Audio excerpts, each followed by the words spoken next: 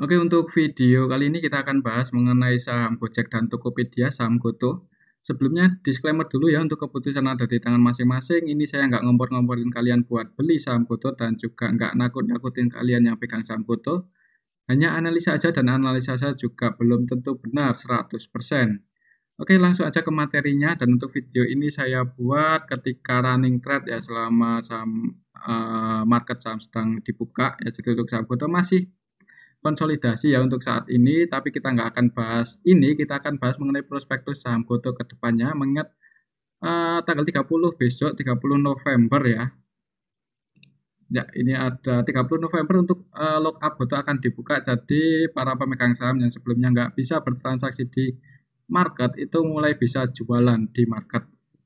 Ya, dan yang ditakutkan oleh beberapa retail atau beberapa sebagian kecil lah, mudah-mudahan seperti itu, mereka takut kalau sampai para pemegang saham yang sebelumnya nggak bisa transaksi itu malah jualan barang di market, itu harganya akan nyungsep ya. Yang ditakutkan seperti itu ya, mengingat juga ada isu kalau para pemegang saham itu udah untung ribuan atau ratusan persen ketika IPO ya. Jadi yang ditakutkan seperti itu, mereka jualan di market ya, yang ditakutkan. Tapi kalau kita bicara logikanya, ya itu kayaknya nggak mungkin lah ya, logikanya seperti itu agak susah direalisasikan ya, walaupun bisa aja kalau terserah mereka ya kalau mau jualan. Cuman kalau kita bicara logika, ketika IPO itu Gotoh dapat dana bersihnya sekitar 13,5 triliun ya, di sini 13,5 triliun, dan ini hanya 3%-nya aja ya, masyarakat 3,4%. Jadi ketika dari awal IPO sampai video ini dibuat, itu yang floating sahamnya di market, yang ditransaksikan di market itu cuma 3,4% aja. Ya. Jadi kalau misalnya para pemegang saham yang 9%, 8%, terus yang 63% ini, mereka akan buang di market, itu siapa yang nampung ya? Pertanyaannya seperti itu. Nggak mungkin retail kuat nampung segitu banyak ya. Itu 13, sekian triliun itu cuma 3,4%-nya aja dari market cap Gotoh ketika awal IPO ya. Jadi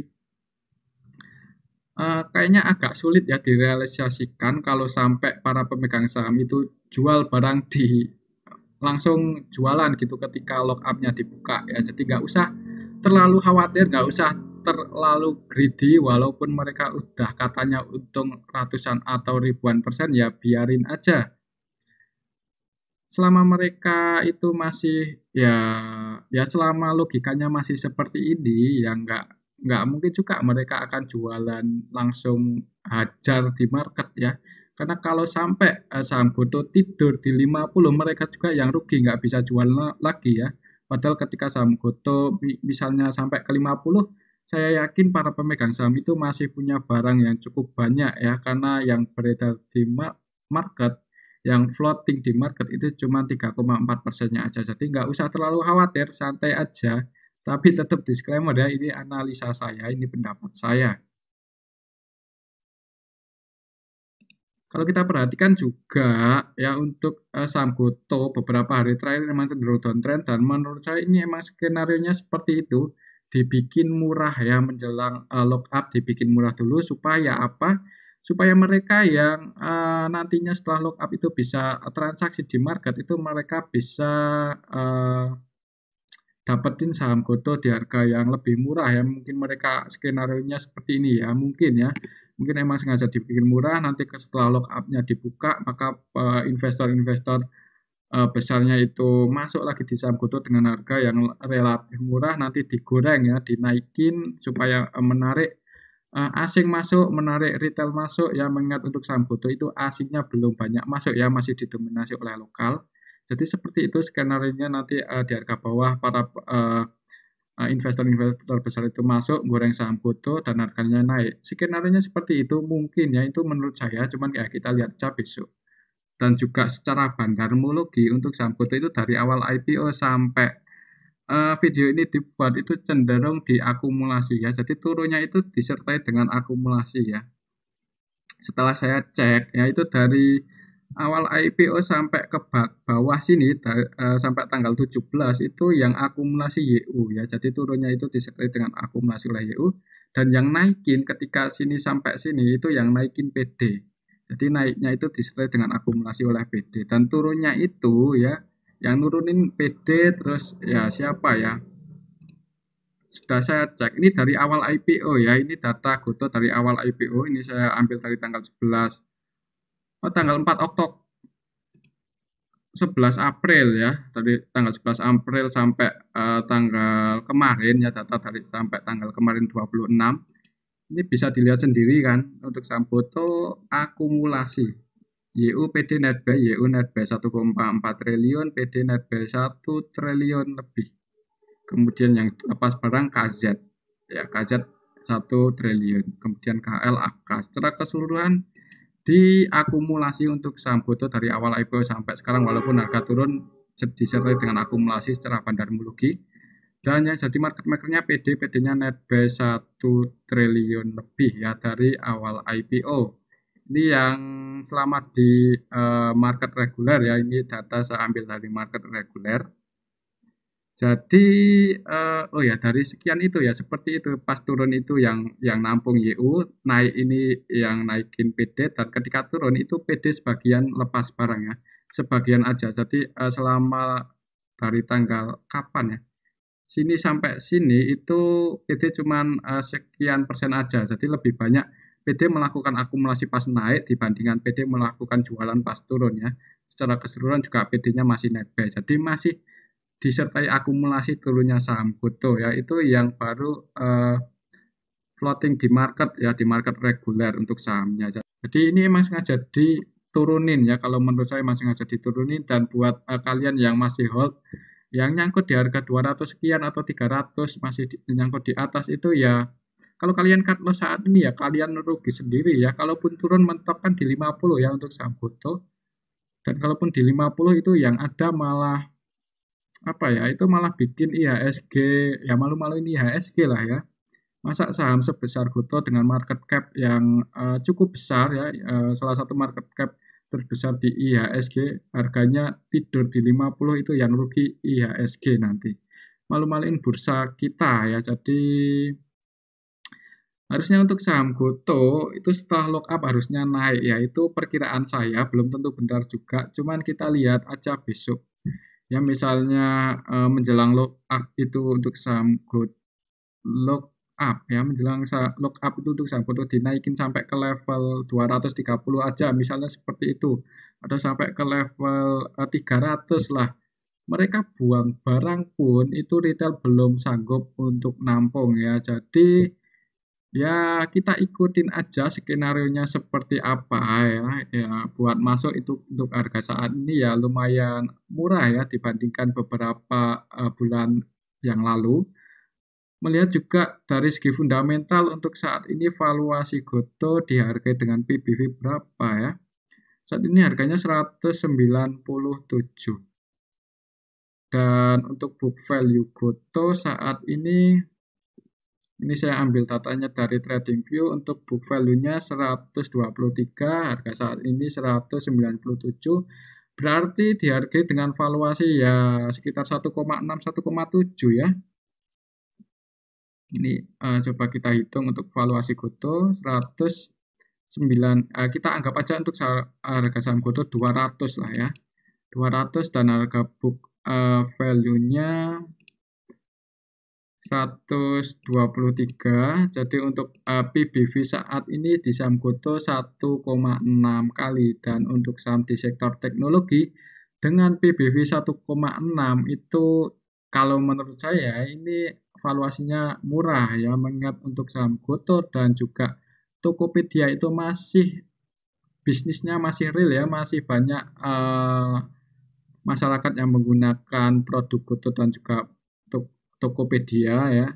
Jadi ya masih banyak yang pesan GrabFood, terus Gadgetin masih ngiklanin, terus Tokopedia ya harusnya nggak usah terlalu khawatir untuk bisnisnya gimana ya, pasti masih terus berjalan ya. Jadi seperti itu.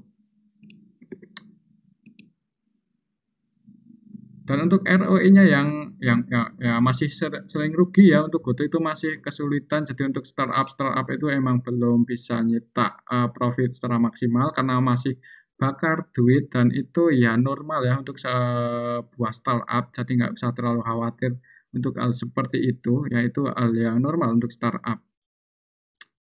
Oke, jadi untuk Goto gimana kesimpulannya ya, ya selama yang kita beli itu pakai duit yang dingin ya harusnya nggak usah terlalu khawatir. Kalaupun turun sampai breakdown di bawah 180, untuk saya pribadi nggak terlalu khawatir ya. Saya juga nyangkut walaupun nggak terlalu banyak untuk saat ini nyangkutnya. Kalaupun breakdown di bawah 180 ya untuk saya nggak usah terlalu khawatir.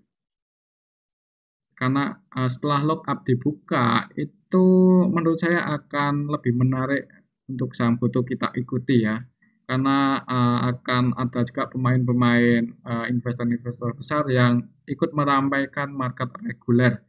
Oke, itu untuk saham Goto ya, untuk prospektusnya ke depan seperti itu. Dan kalau kita mau membandingkan saham Goto ya jangan dengan saham-saham di sektor yang seperti di sektor yang punya produk ya misalnya apa ya Unilever terus Sido itu kita nggak bisa bandingin dengan seperti itu. Kita juga nggak bisa bandingin saham Goto itu dengan sektor energi seperti PTBA dan sejenisnya yang mereka juga punya sesuatu yang dijual ya, barang yang dijual. Kalau Goto itu yang dijual apa ya, teknologinya terus sistemnya seperti itu. Jadi kalau mau membandingkan Goto ya dengan sektor ya seperti Amazon ya, kita cek aja untuk Amazon coba ya. Amazon hari ini dihargai dengan, kita cek Amazon stok Nasdaq ya. Di Amazon saat ini harganya 115 dolar dan untuk book value-nya di sini 12 apa ya, untuk book value Amazon 12,9. Jadi untuk PBV Amazon itu berapa tadi? 115 ya. 12,9. 115. 115.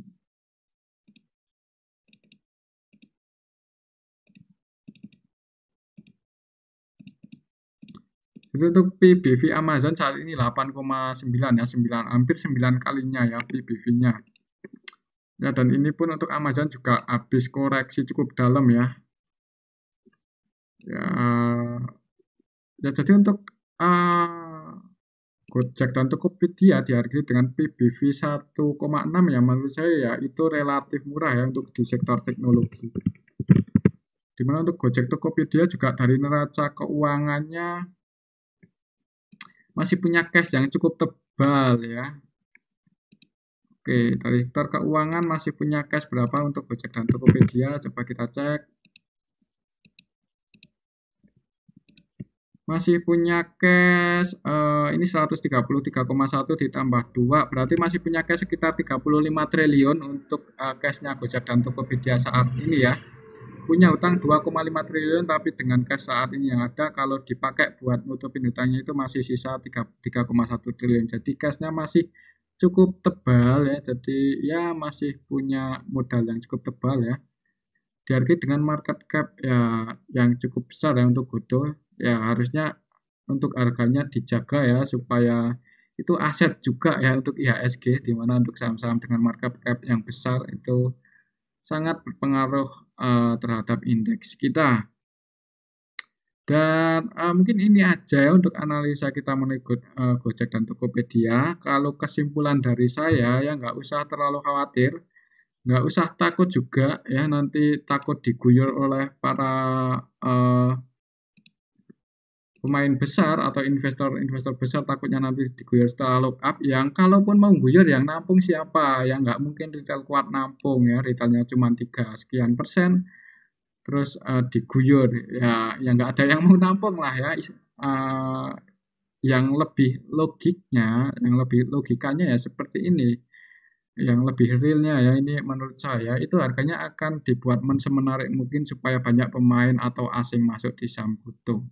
Ya jadi kalaupun besok turun setelah lock up ya kemungkinan para investornya itu akan bikin saham Goto lebih menarik investor luar atau lebih menarik retail buat masuk, ya pastinya akan digoreng dulu ya, akan dinaikkan ya. Makanya kenapa kok ini emang sengaja Gotoh IPO bikin di harga 300-an dan bikin lembar yang banyak. Ya, supaya nanti kalau mereka goreng langsung bisa puluhan persen ya mungkin seperti itu. Cuman kita juga nggak tahu. Kita lihat aja nanti ke depannya seperti apa. Tapi untuk saya pribadi untuk saham Gotoh kalaupun turun sampai breakdown di bawah 180 nggak terlalu khawatir ya selama yang kita beli pakai duit yang dingin. Oke, itu aja ya untuk analisa kita hari ini. Cukup menarik untuk saham Gotoh kita ikuti nanti setelah lock up. Menurut saya akan lebih menarik lagi ya. Dan tetap disclaimer ya. Terima kasih untuk uh, yang nonton sampai full dan ini aja untuk analisa Gotoh ya.